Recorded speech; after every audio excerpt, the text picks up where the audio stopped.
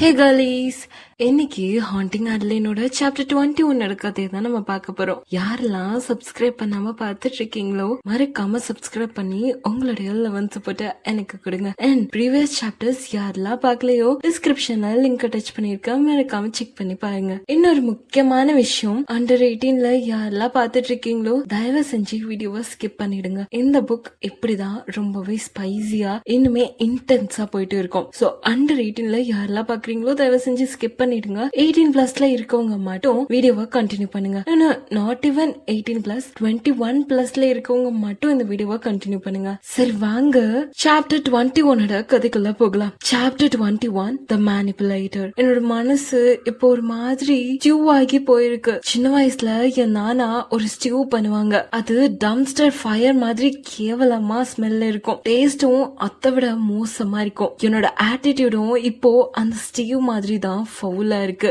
தயா இங்க வந்ததுல இருந்து என்னோட முகத்துல இருந்து என்னோட கைய நான் எடுக்கவே இல்லையே. எனக்கு அவன் பேரு கூட தெரியாது தயா அப்படின்ட்டு அழுவுற மாதிரி சொல்லி கன்ஃபெஷன் பண்ண ஆரம்பிச்சேன். என்கிட்ட இப்ப கொஞ்சம் கூட தைரியமே இல்ல. நான் ஏதோ பெருசா மறைக்கிறேன்னு மட்டும் அவளுக்கு நல்லா தெரியும். அது ஒரு ஷேம்ஃபுல்லான விஷயம். ஆனா என்னால யோசிக்காம இருக்க முடியல. அத நீ அவங்க கூட எல்லாமே பண்ணிட்ட அப்படிதானே அப்படின்ட்டு தயா காமா கேட்டா. என் கண்ணு அதை கேட்டு அப்படியே வைடன் ஆச்சு. நோ நான் எல்லாமே நான் பண்ணல அப்படின்னு சொல்லி நான் கத்துனேன். என்னோட லெஃப்ட் ஐ வேற வச்சாச்சு. ஓ டாம், என்னை பத்தி ஃபுல்லா தெரிஞ்சு தயாவுக்கு இதுதான் என்னோட டெல்னு நல்லாவே தெரியும். அட்டி பாவி, அப்போ நீ பண்ணிட்ட அப்படின்னு சொல்லி ஷாக்ல எழுந்து நின்னா.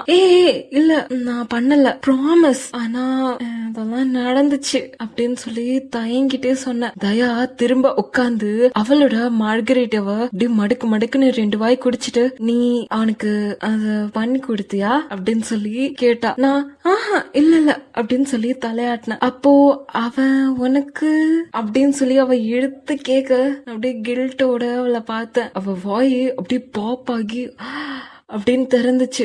பெச், what the fuck, இது கன்சென்சுவலா நடந்துச்சா, உன்னோட சம்மதத்தோட தான் நடந்துச்சா அப்படின்னு சொல்லி அவ கேட்டா. இங்கதான் நான் திக்கி திணறினேன். ஏன்னா ஆரம்பத்துல அது கொஞ்சம் கூட கன்சென்சுவலா இல்ல. ஆனா அவன் ஸ்டாப் பண்ணாம கண்டினியூ பண்ணி இருந்தா நான் அவனை தடுத்திருப்பேனான்னு கூட என்னால கன்ஃபார்மா சொல்ல முடியல. உண்மையில நான் அவனை தடுக்கவே இல்லையே, நான் அப்படி நினைக்க கூட இல்லையே. நான் இல்லடி அப்படின்னு சொல்லி தலையாட்டின. தயாவுக்கு செம்ம கோவம் வந்துச்சு. அவளை பாக்குறதுக்கு எனக்கே பயமா இருந்துச்சு. தயா, அது ஆரம்பத்துல கன்சென்சுவல் இல்ல, அட் ஃபர்ஸ்ட் அப்படின்னு சொல்லி நான் சொன்னேன். அட் ஃபர்ஸ்டா? அப்போ அந்த அளவுக்கு அவன் அவ்வளவு சூப்பரா இருந்தானா என்ன? உன் மனசே மாத்திட்டானா அப்படின்னு சொல்லி அவ கேட்டா. ஐயோ என்னால சுத்தமா முடியல. நான் என்னோட ஃபேஸ கவர் பண்ணிக்கிட்டேன் என் கைய வச்சு. ஆனா அவ என் கைய புடிச்சு இழுத்து அவளை பார்க்க வச்சா. என்ன சொல்ல போறேன்ட்டு ஈகரா வெயிட் பண்ணா. ஏ தயா, உன்னோட கண்ணு செம்ம அழகா இருக்குடி அப்படின்னு சொல்லி அப்படியே பேச்ச மாத்தி டைவர்ட் பண்ண ட்ரை பண்ண. இங்க பாரு, இந்த பேச்ச மாத்திர வேலை எல்லாம் வேணாம், ஒழுங்கா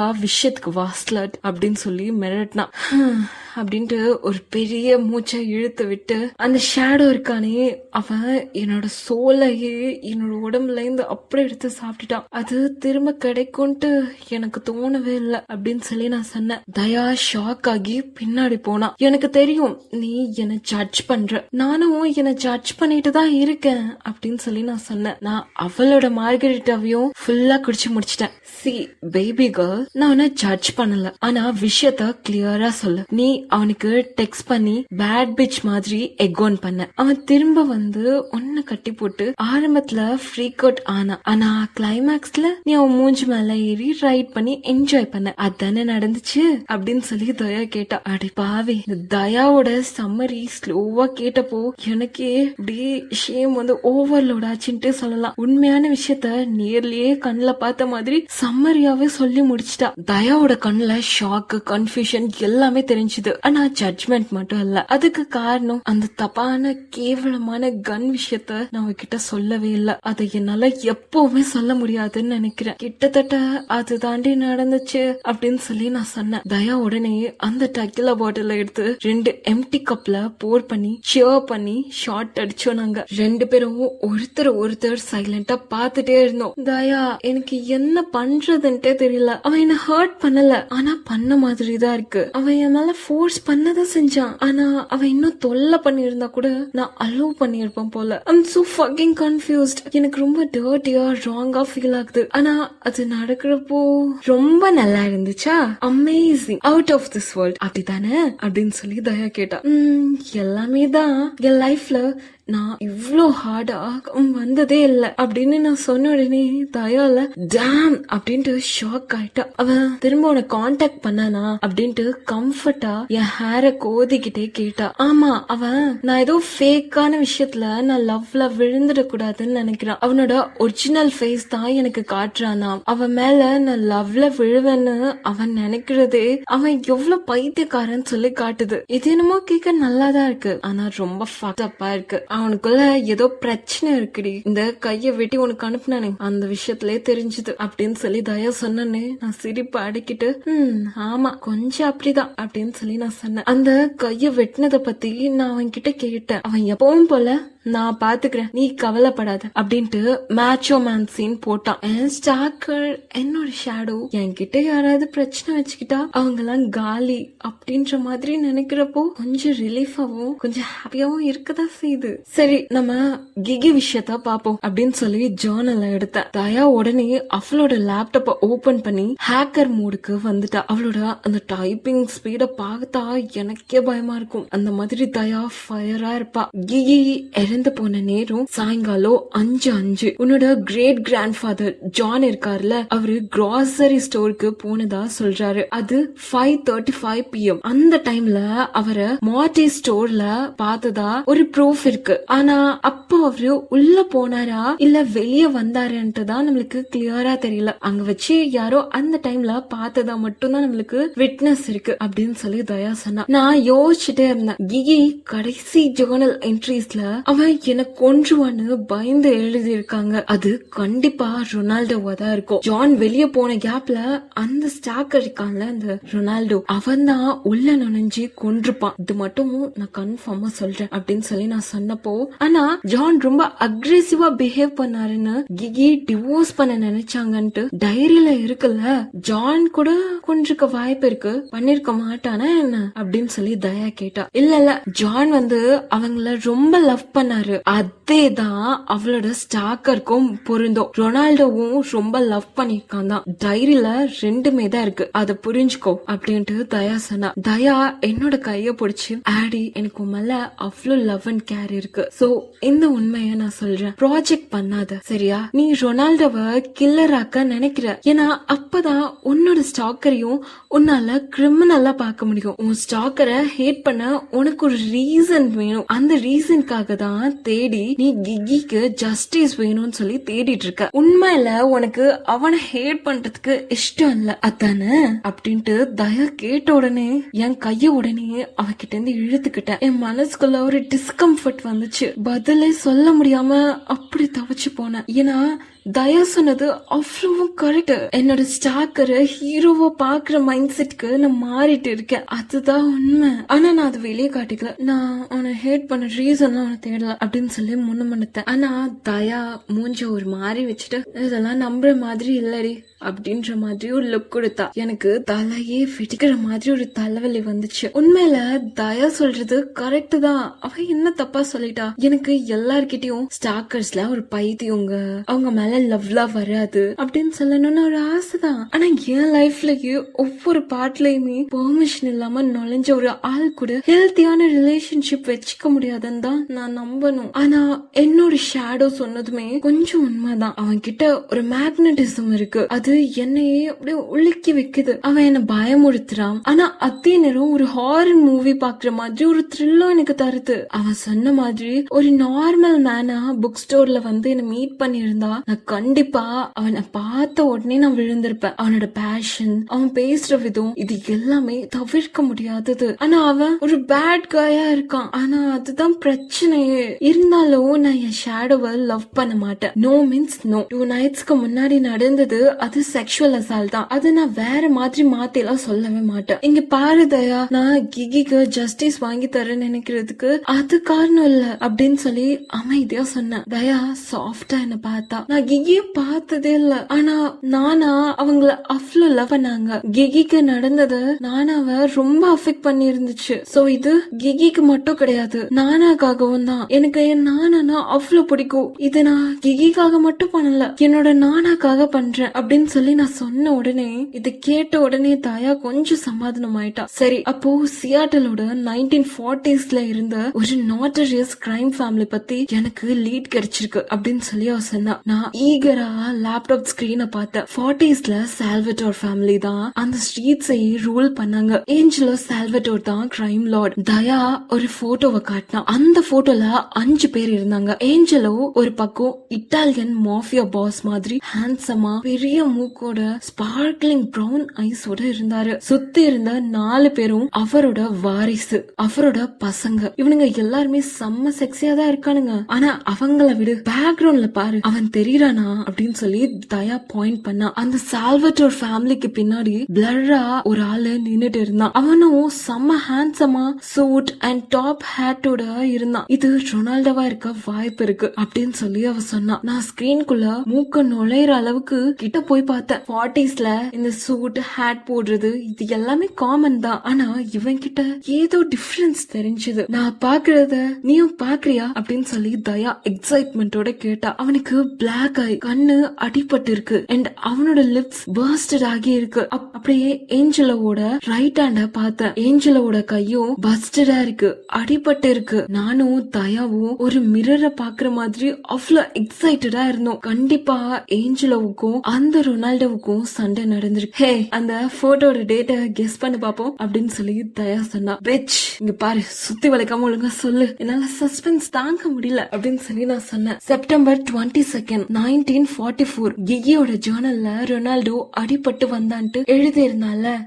ஆமா, அந்த என்ட்ரி போட்டு சரியா 4 நாள் கழிச்சு எடுத்த போட்டோ இது அப்படின்னு சொல்லி தயா சொன்னா. என் வாய் ஷாக்ல அப்படியே ஆன்னு திறந்துச்சு. திரும்ப அந்த போட்டோவை பார்த்தேன். கிகியோட ஸ்டாக்கர், அவளோட மர்டரரா கூட இருக்கலாம். அவனோட ஃபேஸ் இப்போ வேற மாதிரி தெரிஞ்சுது. இதெல்லாம் கண்டுபிடிச்ச சந்தோஷத்துல இன்னும் 2 மார்கரிட்டாவை அடிச்சோம், நானும் தயாவும். தயாவுக்கு வேற ஒரு பிரைட்டான ஐடியா வந்துச்சு. அதுதான் எக்ஸ்ட்ரா டக்கில ஷாட்ஸ். இப்போ உலகமே அப்படியே சுத்துற மாதிரி இருக்கு. நாங்க 2 பேரும் ஸ்டெப்ஸ்ல மேல ஏறி போறப்போ டாகி மாதிரி 4 காலால நடந்து ஏறணும். ஏன்னா 2 கால் எங்களுக்கு கண்டிப்பா பத்தாது. 2 கால்ல நடந்து போனா கண்டிப்பா கீழே விழுந்துருவோம். ஹே பெச், என்ன எதுக்கு இப்படி இவ்ளோ குடிக்க வச்ச அப்படின்னு சொல்லி சைட் வேல டாப்லாக பார்த்தேன். ஒரு மர்டர் கேஸ இன்வெஸ்டிகேட் பண்றப்போ இதுதான் கரெக்டான அப்படின்ட்டு தட்டுமாறி சிரிச்சிட்டு இருந்தா. என்னோட விஷனே இப்போ டில்ட் ஆகி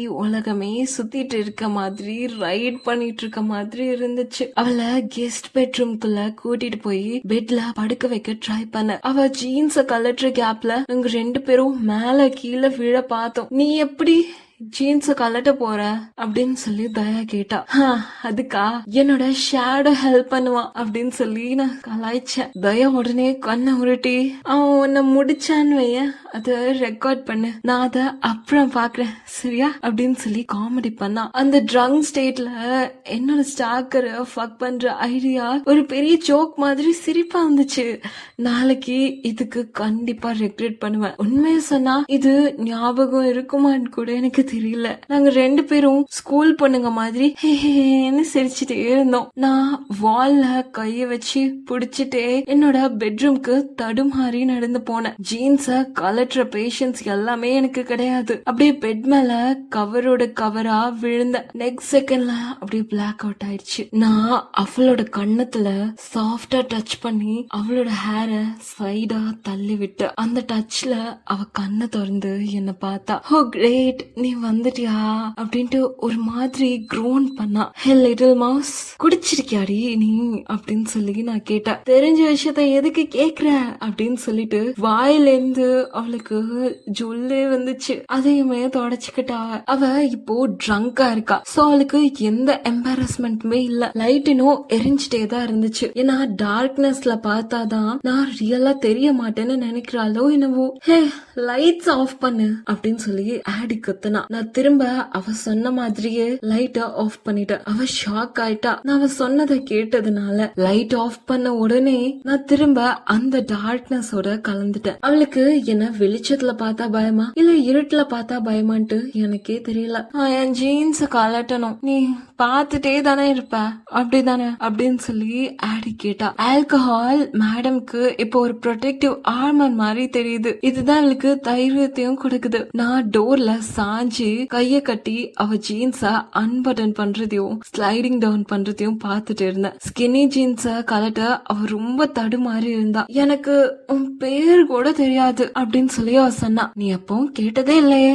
சரி இப்போ கேக்குறேன், கிட்டி கேட் அப்படின்ட்டு அவ சொன்னா. ஒரு வழியா காலை வெளியே எடுத்து பா என்னமோ பெருசா சாதிச்ச மாதிரி ஒரு லுக்கோட என்ன பார்த்தா. உனக்கு கிட்டி கேட்னு கூப்பிடுறது எனக்கு ரொம்ப பிடிச்சிருக்கு தெரியுமா அப்படின்னு சொல்லி ஆடி சொன்னா. ஆனா நீ அத கத்துறப்போ அது நல்லா இருக்காது அப்படின்னு சொல்லிட்டு நான் டோர்ல இருந்து நகுந்து அவ கிட்ட போனேன்.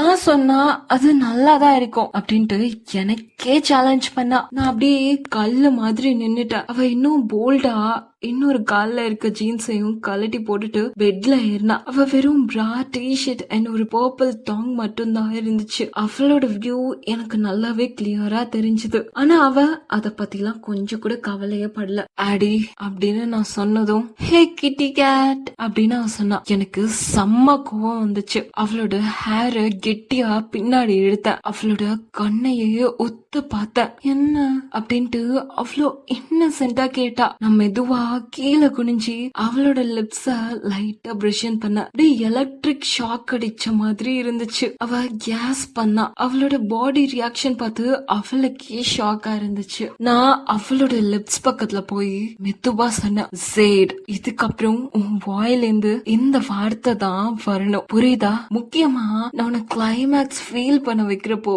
நீ என்ன காட்னு கூட கூப்பிடலாம், சரியா அப்படின்னு சொல்லி நான் சொன்னேன். அவ அப்படியே ஷாக் ஆகி மூச்சு விடவே மறந்துட்டா. அவளோட மனசுக்குள்ள லூசிஃபர்னு கூப்பிடணும்னு நினைச்சா கூட அவ வெளிய காட்டல. நான் அப்படியே ஒரு சின்ஃபுல்லான ஸ்மைலோட அவளை பார்த்து ஈவில் மாதிரி சிரிச்ச. அந்த ஸ்மைலே அவளுக்கு ஒரு ஞாபகத்தை கொடுத்திருக்கும். அவ முன்னாடி நிக்கிறது ஒரு டேஞ்சரஸான ஆளுன்ட்டு. ஹே கலீஸ், இதுக்கு மேல ஐ கேன்ட். இதுக்கு மேல வர சீன்ஸ் ரொம்ப ரொம்ப ஆபாசமா இருக்கும். சோ அதனால உங்களுக்கு அந்த புக் எக்ஸ்பீரியன்ஸ் வேணும் அப்படின்னா அந்த ஒரு பேஜ் மட்டும் நீங்க புக்க போய் படிச்சுக்கோங்க. என்னால அத நரேஷன் பண்ண முடியாது. என்னதான் டிஸ்க்ளைமர் போட்டாலும் கண்டிப்பா சில சின்ன பசங்களா பார்க்கதான் போறாங்க. அவங்க எல்லாம் பார்த்து கெட்டு போறத நான் என்னைக்குமே விரும்ப மாட்டேன். இந்த சீன் மட்டும் வேணாம். அத எப்படி கொஞ்சம் ஒளிச்சு மறைச்சு நரேஷன் பண்ண முடியுமோ அப்படி நான் பண்றேன். I hope you like it. சரி வாங்க கண்டினியூ பண்ணலாம். ஜேட் முன்னாடி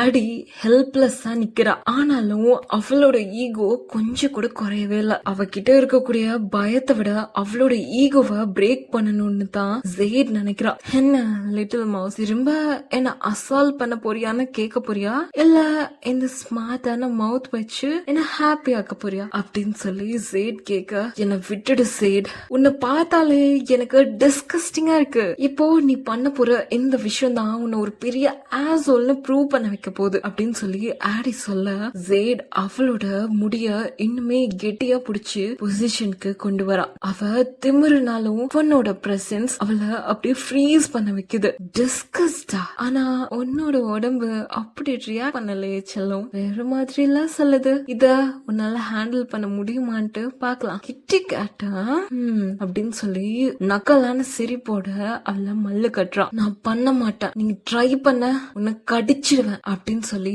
ஆடி சொல்ல, ஜேட் ஒரு சினிஸ்டர் ஸ்மைலோட அவளோட அவளோட ஜாவை பிடிச்சி அப்படியே ஸ்குவீஸ் பண்ணி அவளை கிட்ட இழுக்கிறான். அவளோட கண்ணுல இப்போ கண்ணீர் வருது. ஆனா ஜேட் விடுற மாதிரி இல்ல. என் பேர் என்ன சொல்லு அப்படின்னு சொல்லி ஜேட் வந்து கமாண்டிங் வாய்ஸ்ல கேக்குறான். ஜேட் அப்படின்ட்டு கோவமா கண்ணீரோட சொல்றா ஆடி. குட் கேர்ள், இப்போ உன்னை ஸ்வாலோ பண்ண வச்சதுக்காக எனக்கு ஒரு தேங்க்யூ சொல்ல பாப்போம் என்னோட லிட்டில் மவுஸ் அப்படின்னு சொல்லி ஜேட் சொல்ல, என்ன நீ ரொம்ப பேசிட்டு போற அப்படின்ட்டு ஆடி கத்த ஆரம்பிக்கிறா. சொல்லு தேங்க்யூ ஜேட்னு சொல்லு அப்படின்ட்டு ஒரு மாதிரி மிரட்டுற மாதிரி ஜேட் சொன்ன. வேற வழியே இல்லாம தேங்க்யூ ஜேட் அப்படின்ட்டு சலிச்சுட்டு சொல்றா. ஜேடும் அந்த ரூமை விட்டு கிளம்ப ஆரம்பிக்கிறான். ஜேட் வெளியே போறப்போ கடைசியா திரும்பி பார்த்து ஒரு வார்னிங் கொடுக்கறான். இன்னைக்கு நைட் நான் உன்னை அமைதியா போகதான் நினைச்சேன், ஆனா நீ மறந்துட்ட. நான் முழுக்க முழுக்க உன்னோடவன் சொல்லிட்டு little mouse I am not a good guy அப்படின்னு சொல்லி இந்த சாப்டர் இந்த இடத்துல முடியுது. இந்த சாப்டரோட எண்ட்லயுமே ஒரு நோட் இருக்கு. அந்த நோட்ல என்ன இருக்குன்னு சொல்லி பார்க்கலாமா? செப்டம்பர் 27th 1945 உலக போரான வேர்ல்ட் வார் 2 முடிஞ்சிருச்சுன்னு சொல்லி இந்த உலகமே மூச்சு விடுற மாதிரி இருக்கு. சோல்ஜர்ஸ் எல்லாமே வீட்டுக்கு திரும்பி வர ஆரம்பிச்சாங்க. எல்லாருமே எல்லாம் கிடையாது, சில பேரு இன்ஜுரிஸோட திரும்பி வந்தாங்க. ஆனா இது எல்லாமே முடிஞ்சிருச்சுன்ட்டு ஒரு நிம்மதி எல்லாருக்குமே இருந்துச்சு. ஆனா பார்சன் மேனர்ல வார் இன்னுமே முடியல. இன்னைக்கு ரொனால்டோ என்ன வெளியே கூட்டிட்டு போறான். ஜான் ஆபீஸ்ல இருப்பான், சேரா ஸ்கூல்ல இருப்பா. இந்த வீட்டோட ஹெவி அட்மாஸ்பியர்ல இருந்து கொஞ்சம் வெளியே போய் ஃப்ரெஷ் ஏர் எடுத்துக்கலாம்னு சொல்லி நினைக்கிறேன். வெதரும் சீக்கிரமா குளிர ஆரம்பிச்சிரும். ரொனால்டோ எனக்காக ஒரு அழகான பிக்னிக் பிளான் பண்ணிருக்கான். அப்புறம் நாங்க மூவிக்கு கூட போறோம். ஆனா ஜானோட கோவம் நாளுக்கு நாள் அதிகமாயிட்டே தான் இருக்கு. ரொனால்டோ கிட்ட எப்படி சொல்றதுன்னு கூட எனக்கு தெரியல. இப்போ ரீசெண்டா அவனை மாசத்துக்கு 2 தடவை தான் பார்க்க முடியுது. அவனோட வேலை ரொம்பவே டிமாண்டிங்கா இருக்குன்னு சொல்லி சொல்றான். இன்னொரு விஷயம், ஜானும் நானும் ரிலேஷன்ஷிப்ப முடிச்சு கட்டிக்க போறோம்னு சொல்லி ரொனால்டோக்கு இன்னும் நான் சொல்லவே இல்ல. டிவோர்ஸ் வர சான்ஸ் இருக்குன்னு கேட்டா அவன் சந்தோஷத்தை படுவான். ஆனா எனக்கு கொஞ்சம் பயமா இருக்கு. ஜான் எவ்வளவு கோவத்துல இருக்கான்ட்டு அந்த உண்மையை நான் சொல்றப்போ ரொனால்டோ என்ன பண்ணுவானோ. அவனோட டெம்பர் கண்ட்ரோல்ல இருக்கணும்ட்டு தான் நான் ப்ரே பண்றேன். ரொனால்டோக்கு ஷார்ட் டெம்பர், அது ஜானை விட கொஞ்சம் மோசமா கூட இருக்கலாம் அப்படின்னு சொல்லி இந்த நோட் இந்த இடத்துல முடியுது. இந்த சாப்டர் உங்களுக்கு பிடிச்சிருந்துச்சுன்னா மறக்காம லைக் பண்ணுங்க, காமெண்ட்ல உங்களோட தாட்ஸ் சொல்லுங்க, அண்ட் மறக்காம உங்களுடைய அவள் செல்லும் கதைகளை சப்ஸ்கிரைப் பண்ணிடுங்க. நெக்ஸ்ட் வீடியோல பார்க்கலாம். நன்றி, வணக்கம்.